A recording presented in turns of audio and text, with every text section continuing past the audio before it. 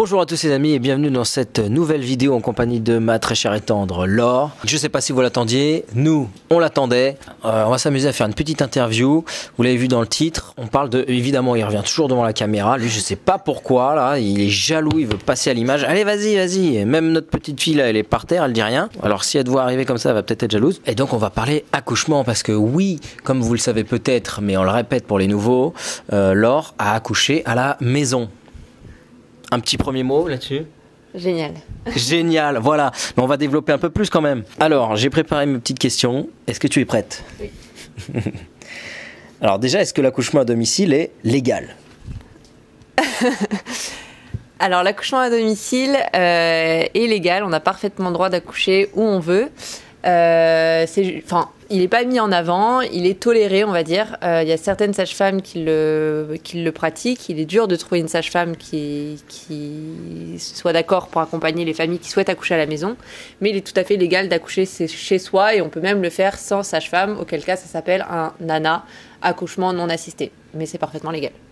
Parfait, j'allais rajouter cette question. Elle n'était pas dans la liste, mais là je viens d'y penser. Est-ce que du coup on peut accoucher sans sage-femme? Donc oui, c'est possible et ça s'appelle un ANA. Il y a peu de personnes qui souhaitent le faire parce que il est toujours plus facile d'être accompagné. Mais il y a beaucoup d'accouchements à domicile, enfin pas beaucoup, mais certains accouchements à domicile qui sont prévus avec une sage-femme qui au final tournent en ANA, en accouchement non assisté, parce que la sage-femme n'a pas le temps de venir, d'arriver à temps et du coup elle arrive un petit temps après que le bébé soit sorti. Mais voilà, plusieurs accouchements se déroulent aussi comme ça et en général ça se passe tout aussi très bien quand les parents sont préparés. C'est fou ça quand même, on peut accoucher tout seul, waouh, incroyable, on reviendra là-dessus. Et pourquoi ne pas avoir accouché en maison de naissance? Alors à la base, c'est ce qu'on pensait faire pour un premier bébé. Faut savoir que l'idée d'accoucher à la maison est venue d'Emmanuel. Toutes les idées un petit peu, je sais pas comment les nommer, mais folle, originale. Voilà, viennent souvent d'Emmanuel. Et donc lui m'avait, je sais pas comment tu as eu cette idée-là, si tu avais entendu déjà des personnes faire ça, ou enfin bref, il m'avait soumis cette idée d'accoucher à la maison. Mais pour un premier, moi je m'étais dit bon ok, je veux un truc un peu nature, pas de souci là-dessus, mais tout seul à la maison c'est peut-être chaud et tout, on va peut-être partir sur une maison de naissance plutôt. Donc on s'est renseigné, on a regardé ce qui se faisait autour de chez nous. Il y avait quelques maisons de naissance, il y en avait une, je peux dire les villes ou je dis pas les villes? Oui, il y en avait une à Pontoise. Mais il y avait certaines conditions à respecter. Il fallait notamment que ce soit un deuxième bébé. Ils n'acceptaient pas les premières naissances. Donc déjà, on ne rentrait pas dans cette catégorie-là. En plus, il faut savoir qu'elle a fermé maintenant la maison de naissance de Pontoise. Et il y en avait une autre, mais qui était complètement dans l'est parisien, beaucoup trop loin, parce qu'il faut savoir qu'il faut être à une demi-heure de l'hôpital ou de la maison de naissance. Et on ne respectait pas ce critère-là. C'était quoi la question? Pourquoi pas avoir accouché là-bas? Voilà. Ouais, donc du coup voilà, on s'est renseigné, on a vu que finalement ça allait être un petit peu galère. En parallèle de ça, je me suis inscrite sur un groupe Facebook qui est génial, qui s'appelle Échange sur l'accouchement à domicile, dans lequel beaucoup de mamans témoignent de leur accouchement à la maison. J'ai lu beaucoup de témoignages et j'ai commencé à lire beaucoup de bouquins là-dessus. Et j'ai lu notamment le guide de la naissance naturelle d'Ina Megaskin, qui est un gros bouquin de 500 pages. Et en fait, dans les 200 premières pages, il n'y a que des témoignages de personnes qui ont accouché à la maison. Est-ce que je parle un peu de ce livre ou... Tout ce que tu veux.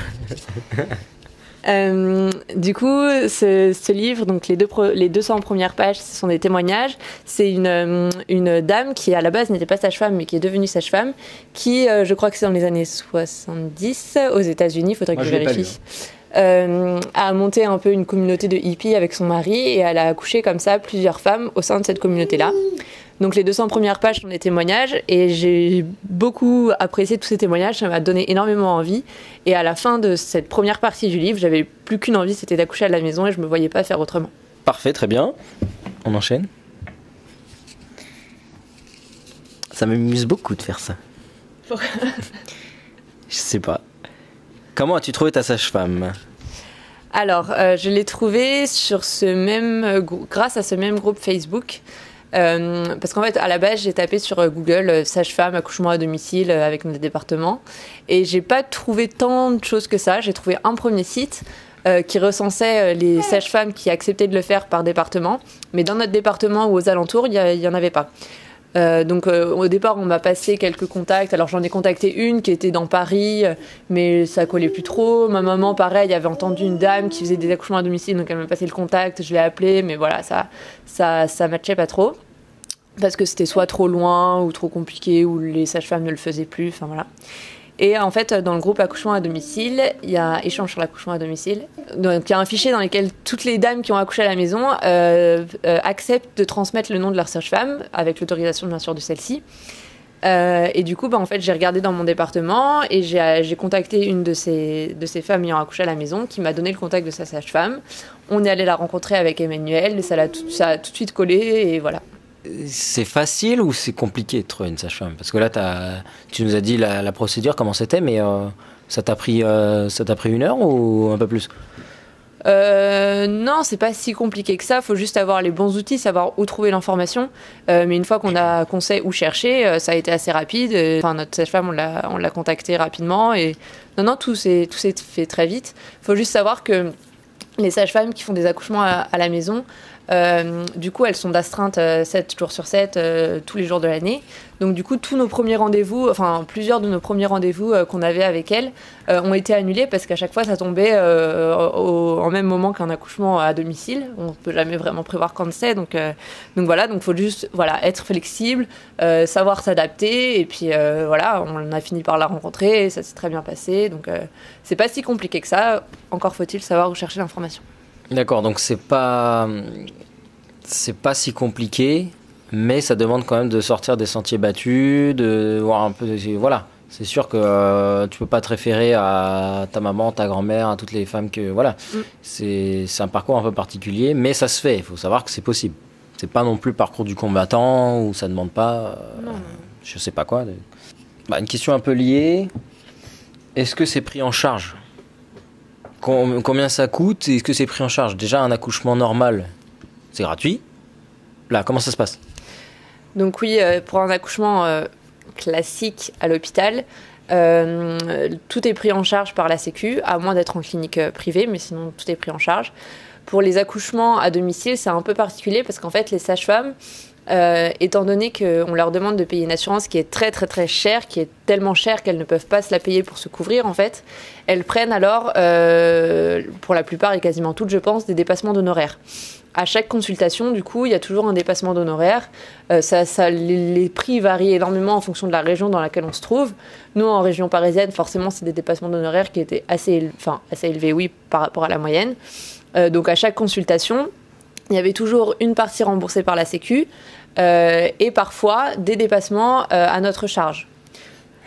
Pour l'accouchement en lui-même, c'est exactement pareil. Il y a certains trucs qui sont passés, qui relèvent du classique, entre guillemets, qui du coup sont remboursés par la Sécu, mais les dépassements d'honoraires sont toujours à notre charge.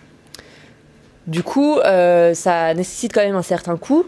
Certaines mamans décident même comme cadeau de naissance en fait, de se faire offrir leur accouchement, de faire une cagnotte qui est destinée uniquement à ça, payer l'accouchement à domicile. Après, nous, on avait conscience de ce coût-là. Faut savoir que dès le début, on peut demander un devis à sa sage-femme, comme ça on a à peu près une idée du tarif. Et on avait, pour nous, peu importe le prix, peu importe ce que ça coûtait, c'était notre priorité, c'était d'accoucher à la maison. Donc on avait mis cet argent de côté-là, on avait de l'argent qui était destiné que pour ça, et peu importe quel aurait été le prix, on avait de l'argent à consacrer à ça. Pour la petite histoire, on s'est trompé en plus sur le devis de notre sage-femme, on avait cru à un prix vraiment faramineux, et au final, le jour ou le lendemain de l'accouchement, quand il a fallu la régler, on a revu tout ça avec elle et en fait on s'est rendu compte que c'était beaucoup moins que ce qu'on pensait, donc une belle grande surprise. Et en plus de ça, il faut savoir que les sages-femmes sont quand même arrangeantes et elle a réussi à nous arranger le truc pour que ça nous coûte le moins cher possible. Et on a aussi en parallèle de ça pris une mutuelle parce que certaines mutuelles remboursent une partie de l'accouchement, même des dépassements d'honoraires, etc. Donc on a trouvé une mutuelle. Faut pareil bien voir avec les mutuelles parce qu'elles n'ont pas du tout l'habitude de ce genre de cas de figure. Au départ, je me suis fait avoir, je suis passée par un coursier qui m'a trouvé une première mutuelle qui devait tout me rembourser, etc. Je leur avais envoyé le devis, normalement je devais être entièrement pris en charge. Et au final, 2 mois avant l'accouchement, j'ai vérifié avec eux, ils m'ont annoncé que non, en fait, c'était ton prêt, rien du tout n'était pris en charge. Donc voilà, vérifiez bien plusieurs fois s'il le faut avec votre mutuelle, quelles sont les conditions de remboursement pour être sûr d'être remboursé au maximum. Pause bébé, ça pleure. On est là, on finit. Tu veux les livres ? Pour être dans le concret, dans le dur, là, on veut des chiffres. On s'attendait à un prix faramineux, finalement non. C'est quoi les chiffres ? Alors, pour les dépassements, il faudrait que je vérifie parce que j'ai plus tout en tête. C'est vrai que c'était il y a un an, mais en gros, c'était En gros, je sais qu'il y avait des dépassements d'honoraires à chaque fois de 20 euros pour les consultations. À chaque consultation sage-femme, il y avait 20 euros à payer de notre poche. Mais ça, la mutuelle les prenait en charge. Les 2 mutuelles auxquelles j'ai eu affaire, ça, à chaque fois, c'était pris en charge, donc c'était remboursé par la mutuelle. Pour l'accouchement en lui-même, alors on s'attendait, je crois, à 1500 euros. Et au final, en fait, il y avait 2 lignes sur le devis. Il y avait une ligne suivi de travail et une ligne accouchement. Et moi, j'avais compris ça comme une ligne suivi de travail, c'est-à-dire tout au long de la grossesse, plus l'accouchement. Donc la totalité faisait 1500 euros à notre charge. Et au final, en fait, c'était pas de ça qu'il s'agissait. C'était, en fait, la sage-femme acceptait de suivre aussi des personnes juste pour le suivi, qui ensuite allait accoucher à l'hôpital. Donc ça, c'était la ligne suivi de travail, qui devait être autour de 500 euros, je crois. Et la ligne accouchement, en fait, nous, ça ne nous concernait que cette ligne-là. Ça ne nous concernait que l'accouchement qui comprenait le suivi de travail. Je ne sais pas si j'ai été très claire. Mais bref, du coup, ça nous a coûté dans les 800 euros, je crois. En s'arrangeant avec comptant le prix de la mutuelle. Alors, non. Je sais plus pour l'histoire de mutuelle, mais je sais que ça devait nous coûter 800 euros. Et au final, la sage-femme s'est arrangée, etc., pour que ça nous coûte que 480 euros à notre charge, je crois. Mais je sais plus si ça comprend ou pas le prix de la mutuelle. J'ai le détail, si vous voulez, je pourrais vous le remettre. Donc voilà, en gros, pour moins cher qu'un iPhone 9, hein, vous avez un bébé. Donc c'est pas dégueu. Ouais. Donc voilà un peu une idée des prix. Ah, elle apparaît à l'image. Mais il faut savoir que certaines sages-femmes en campagne, etc., il y en a que pour 200 euros de dépassement. Hein. Il y en a qui sont vraiment beaucoup moins chers. Ça dépend, encore une fois, de la sage-femme et de la région dans laquelle on se trouve. Oui, il faut savoir que ça s'est passé en région parisienne. Donc j'imagine que les prix sont plus élevés, comme tout. Et en plus, c'est plus compliqué, je pense. Parce qu'en province, avec les déserts médicaux et tout, c'est déjà la galère. Donc les gens ont plus l'habitude déjà, je pense, hein, de faire l'accouchement à la maison. Les prix doivent être moins élevés, donc voilà. Alors, est-ce qu'un accouchement à la maison, c'est dangereux pour toi, pour l'enfant ? Un accouchement à la maison n'est pas plus dangereux pour la maman ou le bébé qu'un accouchement à l'hôpital. On a rencontré un chef de service d'une maternité qui nous a expliqué qu'en fait la plupart des accidents qui arrivent à la maison sont des accidents qui n'auraient pas pu être évités à l'hôpital. Donc c'est sûr que si jamais il se passe quelque chose à l'hôpital, il y a le service des urgences qui se trouve juste à côté, qui est collé. Mais à la maison, en fait, la sage-femme vient toujours déjà visiter la maison avant l'accouchement. La première chose qu'elle regarde, c'est l'accès pompier, pour savoir si jamais il y a un souci, voilà, à combien de temps il y a l'hôpital, l'accès pompier, enfin voilà, est-ce que c'est faisable ou pas par les pompiers. Et en plus de ça, en fait, il y a aussi des accidents qui se passent à la maison qui sont dus au fait que les conditions pour qu'un accouchement se passe bien ne sont pas du tout respectées à l'hôpital. Pour qu'un accouchement se déroule de la meilleure façon possible, il faut un certain nombre de critères comme l'intimité, une ambiance dans laquelle on se sent bien, une lumière tamisée, enfin voilà, plein de facteurs. Et l'hôpital et la maternité sont à l'antipode de tous ces facteurs-là. Donc un accouchement à la maison n'est pas plus dangereux à partir du moment, encore une fois, où on est un minimum préparé, on sait à quoi s'attendre. Enfin voilà. C'est pas facile. Un petit verre de lait peut-être ? Peut-être. Tu veux t'aider ?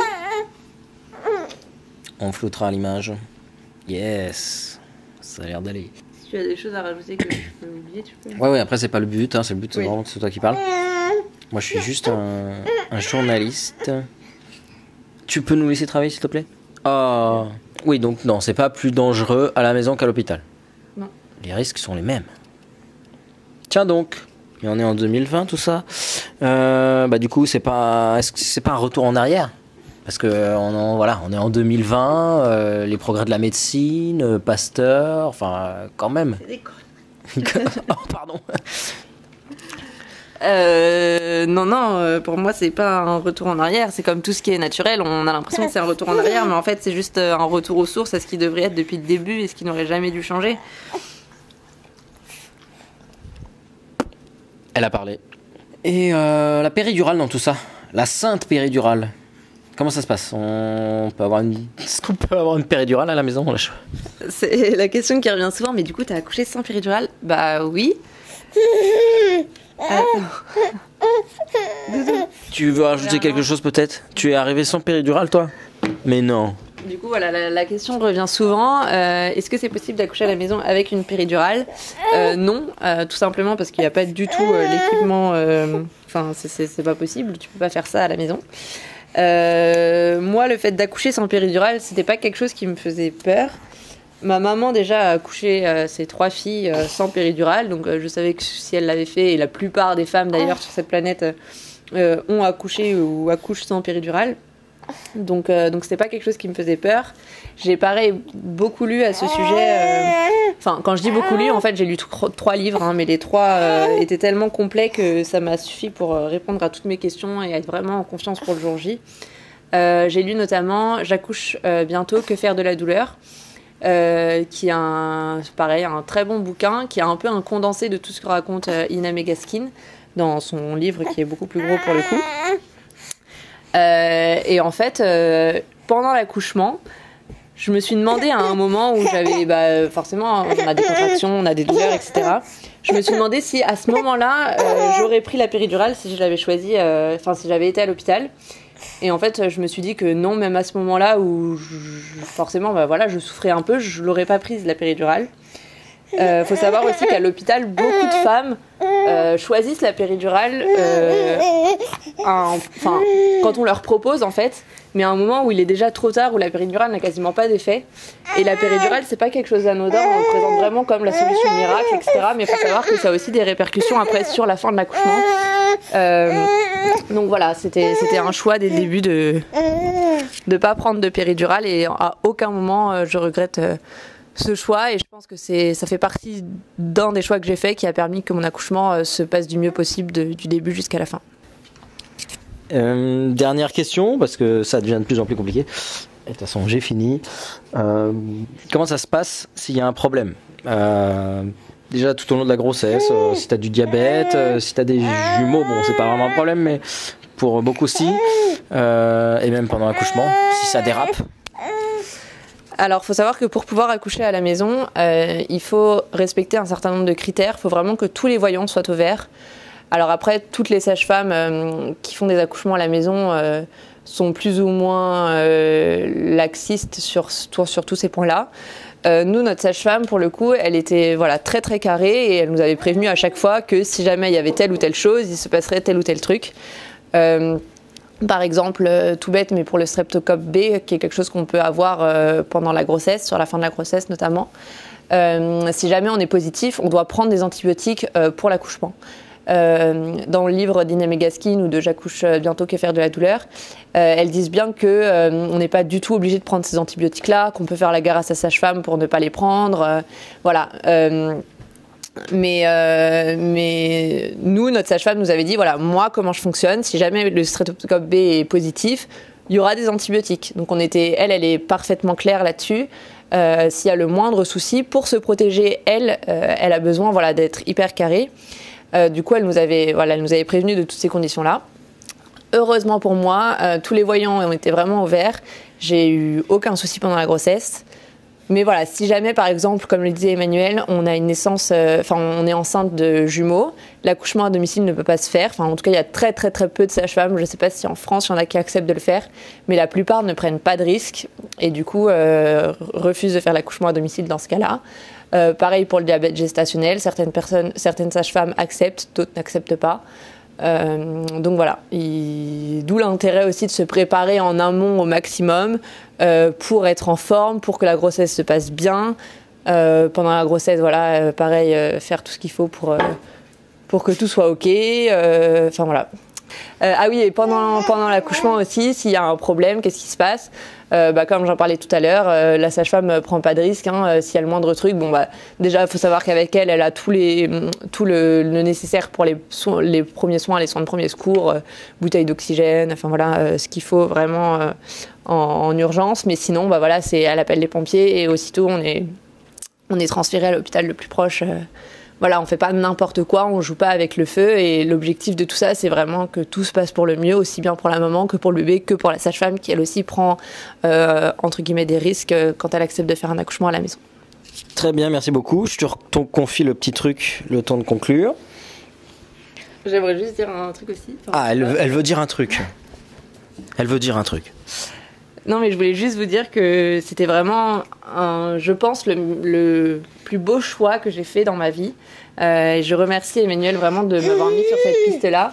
Un truc très important que j'aimerais dire aussi, c'est l'importance du rôle du papa. T'as posé aucune question là-dessus, mais pour moi, c'est pourtant un élément vraiment fondamental de savoir qu'Emmanuel était vraiment en confiance par rapport à ce qui allait se passer. Il a lu un petit livre. Alors pour les papas, si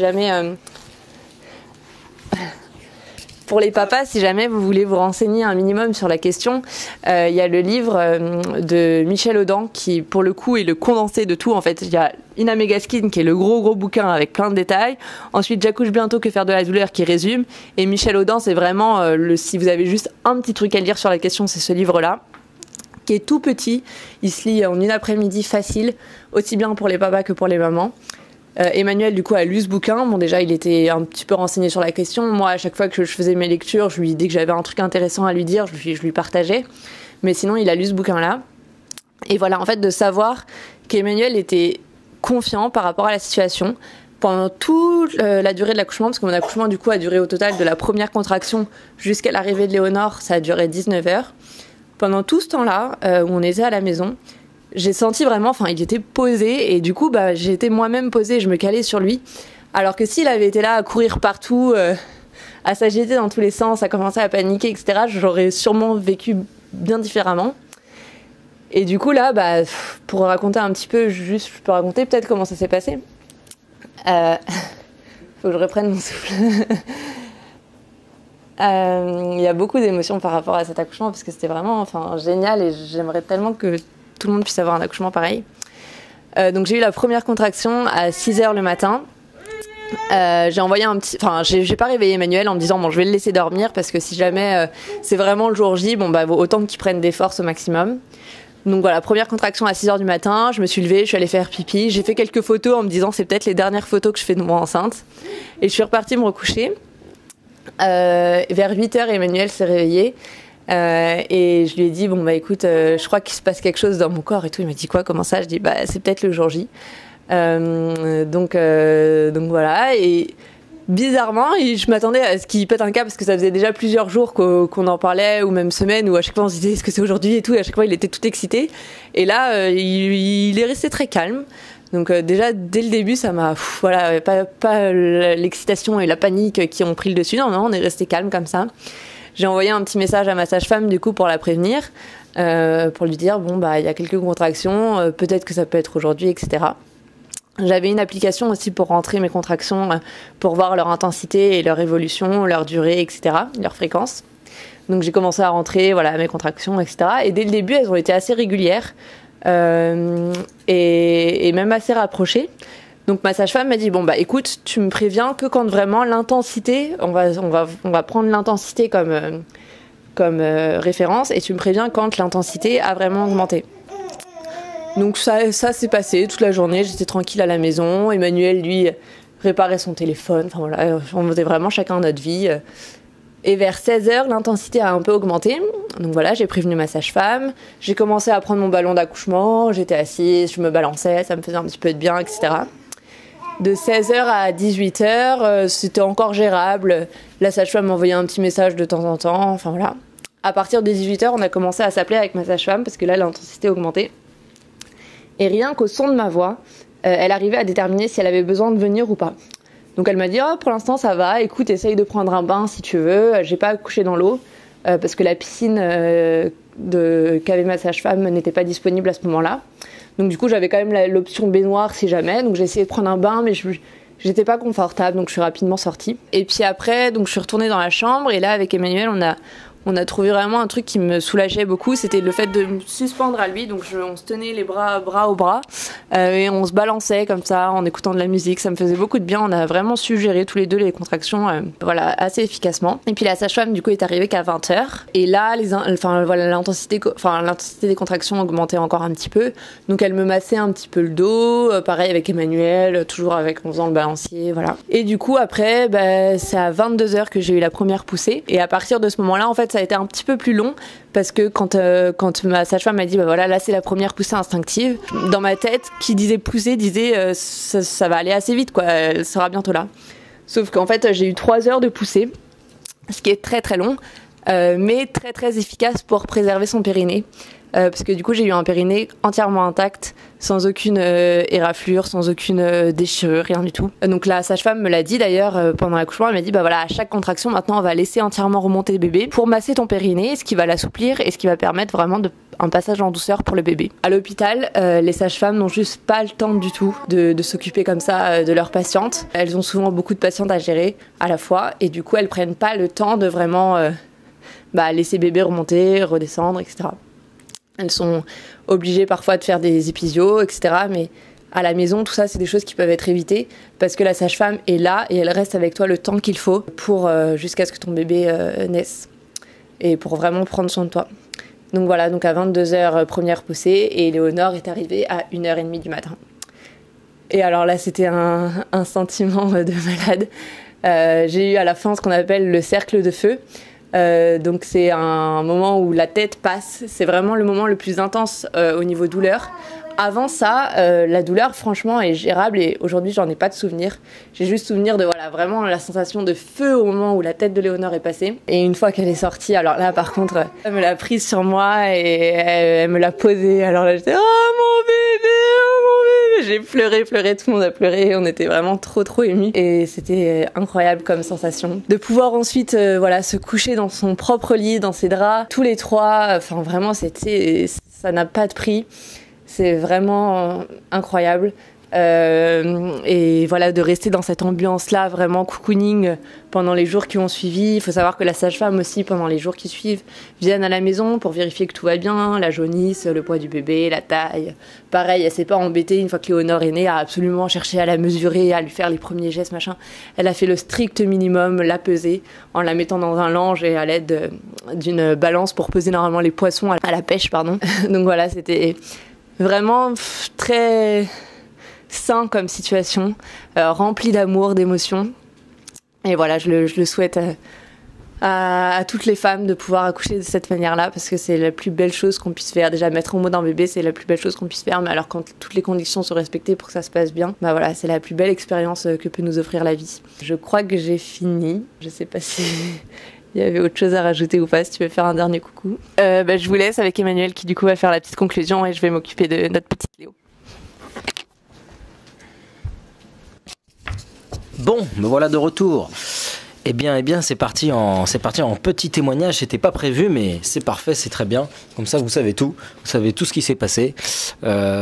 Évidemment, si vous avez d'autres questions, n'hésitez pas à les mettre en commentaire. S'il y a un point qu'on n'a pas abordé et que vous voudriez creuser, n'hésitez pas. On refera une vidéo avec toutes les questions qu'il y aura. Non, que dire. Alors, son témoignage est disponible à l'écrit. On le mettra en description. Voilà, si vous voulez retrouver tout le déroulé de l'accouchement lui-même par écrit, Laure l'a rédigé. Ça nous paraît important de transmettre ce message-là parce que, je sais pas, regardez autour de vous, mais à mon avis, vous avez pas souvent entendu ça. L'accouchement, dès qu'on entend accouchement, c'est la merde. J'ai souffert comme pas possible. Tout de suite, même entre les hommes et les femmes, le rapport est pas bon. Ça part tout de suite en ouais, toi tu sauras jamais ce que c'est. Ouais, toi tu auras aussi mal que moi. Donc, c'est quoi cette compétition-là?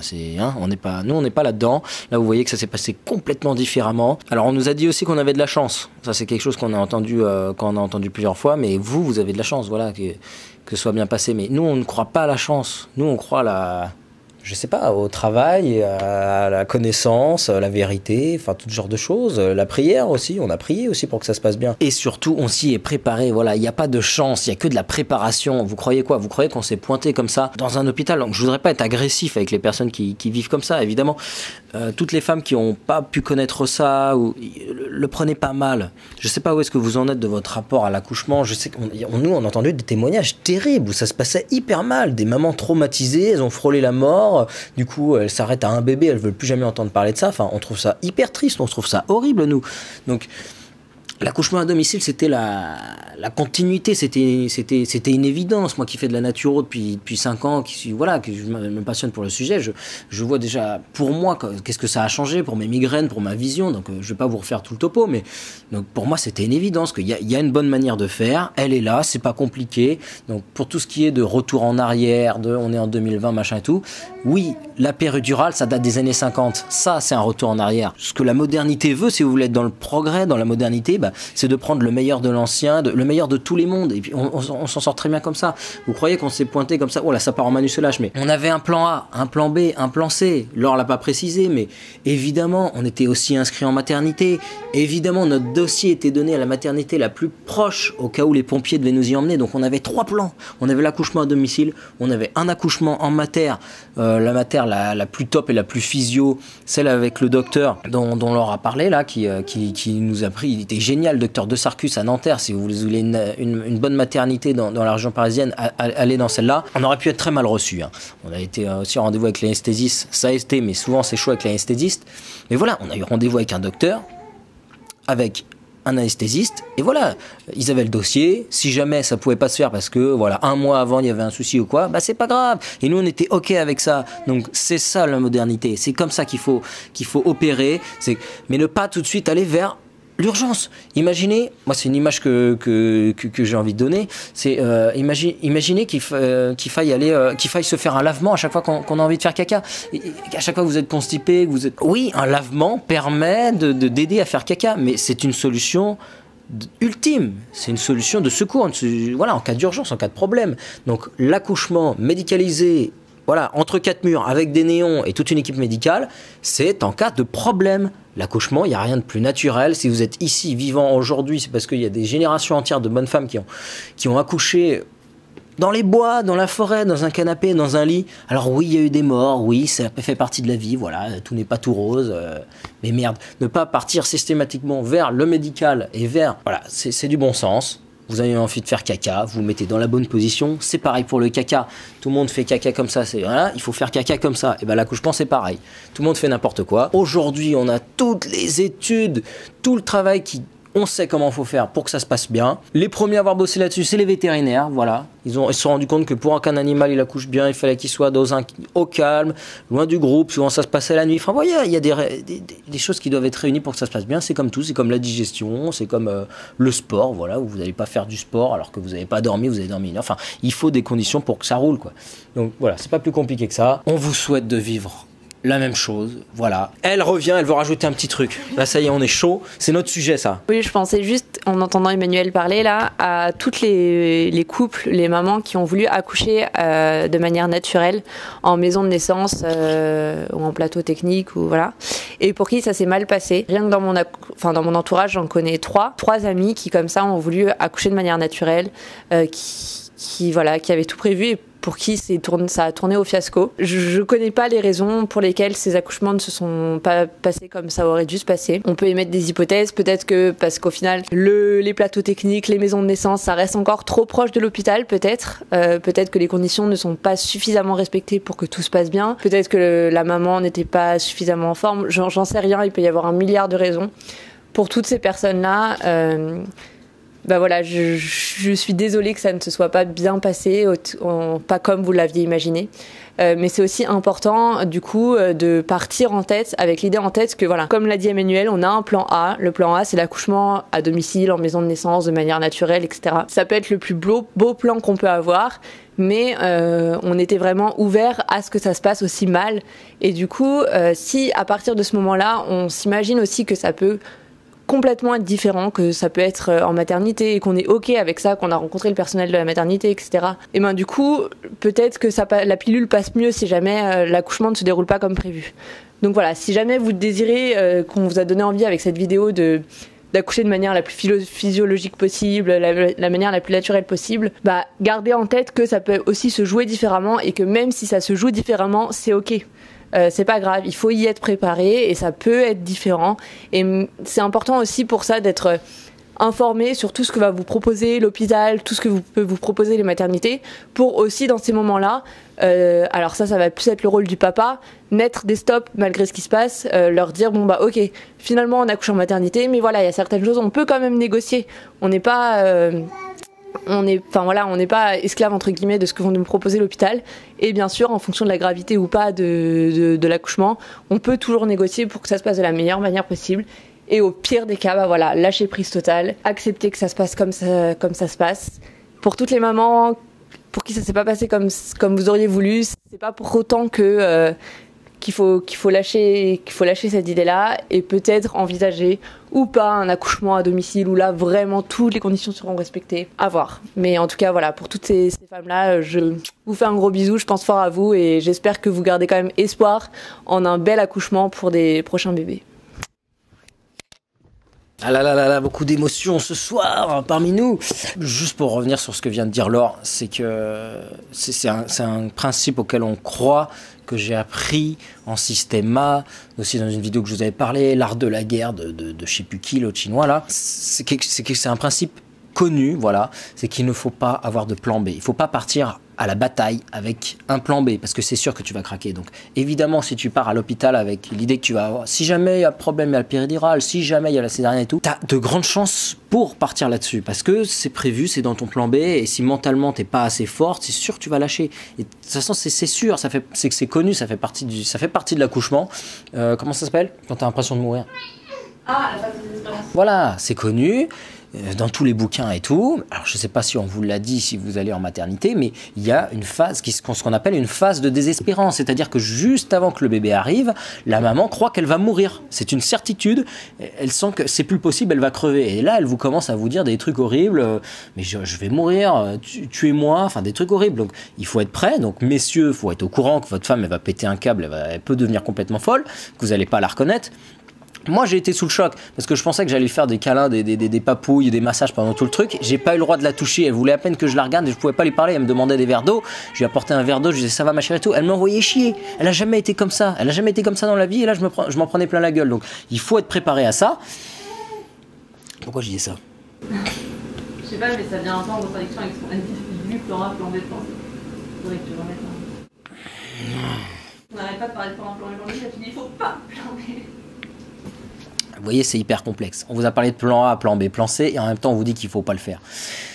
Ces plans-là, évidemment, ils étaient prêts, ils étaient OK, mais pour nous, il n'y avait pas d'alternative. C'était, si jamais on est OK, en fait, il faut être hyper déterminé, hyper motivé à réaliser le plan A, et en même temps, c'est assez particulier, hein, je ne vous dis pas que ça demande c'est spécial. Je vous reconnais que c'est spécial, mais...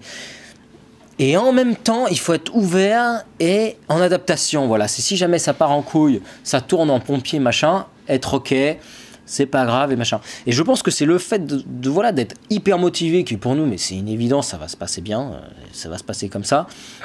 Et que si jamais voilà, le dossier est donné, on a fait plaisir à tout le monde. C'est surtout ça. C'est qu'on a fait plaisir à tout le monde. Il n'y avait aucune pression au niveau familial et tout. Tout le monde se disait mais c'est bon, ils ont prévu leur petite connerie. Si ça se passe pas bien, dans tous les cas, ils vont à la mater et tout. Bon, c'est chiant, faut appeler les pompiers ou quoi. Mais bon, comme tout accouchement, de toute façon, ça peut arriver. Tu peux perdre les os 2 mois avant la date. Enfin, c'est toujours une surprise. Donc ça, c'est un principe de base. C'est voilà, le relâchement.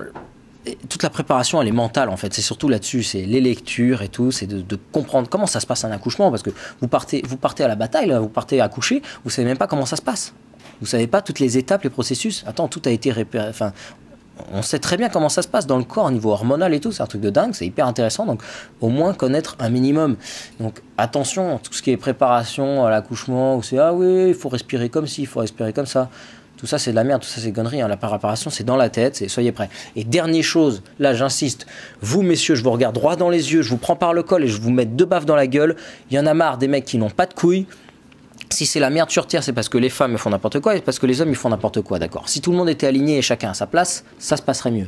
Donc il y a des tas de femmes qui abandonnent l'idée d'accoucher à la maison parce que leurs maris n'ont pas de couilles. Ça, moi je trouve ça scandaleux, c'est n'importe quoi. Donc écoutez vos femmes. Oui, vous voulez de l'égalité, vous voulez du féminisme ou je sais pas quelle autre connerie, ça c'est du féminisme. Et la femme, elle est faite pour accoucher, elle est faite pour porter le bébé et pas l'inverse. Donc elle est la mieux placée pour savoir si elle en est capable ou quoi. Et si jamais elle soumet la question, vous devez l'encourager, vous devez aller dans son sens. Déjà vous, si vous voulez respecter la nature, respecter l'ordre des choses et tout, vous devez la motiver là-dedans, ne pas la forcer. Moi, c'est ce que j'ai fait. C'est qu'évidemment, avec mes recherches, avec mon travail, tout ça, j'étais motivé, moi, à faire ça. Jamais je l'ai forcé, jamais je lui ai dit tu accoucheras à la maison, hors de question, je t'attache sur un lit, tu me fais mon bébé comme ça. C'est pas moi qui décide, c'est pas moi qui ai accouché. Mais voilà, j'étais prêt mentalement, pour moi c'était ok, je voyais pas pourquoi elle pourrait pas y arriver, j'avais entièrement confiance, et du coup ça a tout changé, c'est tout. Vous êtes un couple, vous y allez à fond, enfin voilà. Cette vidéo est assez longue, si jamais on a quelque chose à rajouter, on reviendra là-dessus. Dans tous les cas, n'hésitez pas, nous on attend avec impatience vos questions, vos petites questions en commentaire, n'hésitez pas, lâchez-vous, on répondra à tout. Enfin, nous c'est notre passion, hein. Les bébés, vous savez maintenant c'est le thème de cette chaîne, l'élevage de bébés bio, ça va être le thème de cette année 2020, on va y aller à fond. Nous, voilà, on pense que pour sauver la planète, pour sauver le monde, pour vous sauver vous-même, c'est pas plus compliqué, sans développer, mais voilà, on prendra le temps de développer, mais pour nous c'est pas plus compliqué, il faut faire des bébés, et il faut les éduquer soi-même, voilà. Ça fait 6 mois qu'on s'occupe de cette petite, tous les deux là, elle est au top. Elle n'est jamais tombée malade, enfin c'est incroyable. Et est-ce qu'on a de la chance? Non, on est préparé et on bosse là-dessus. C'est notre passion, on bosse, voilà, 100% de notre temps, c'est notre petite. Donc voilà pourquoi ça se passe hyper bien. Donc voilà, c'est pas plus compliqué que ça. Je vous souhaite une très bonne fin de journée. Laure, elle vous a dit coucou tout à l'heure. Je sais pas si elle a encore envie d'ajouter quelque chose. Merci de nous avoir écoutés et bisous à tout le monde. C'était timide. Voilà, bisous à tous. Chocolat, tu dis au revoir? Voilà. Si ça vous a plu, cette petite vidéo vous a plu, n'hésitez pas à vous abonner, à cliquer sur la petite cloche. Voilà, vous connaissez la chanson, c'est comme ça que ça marche sur YouTube. Allez, bonne fin de journée, salut les amis.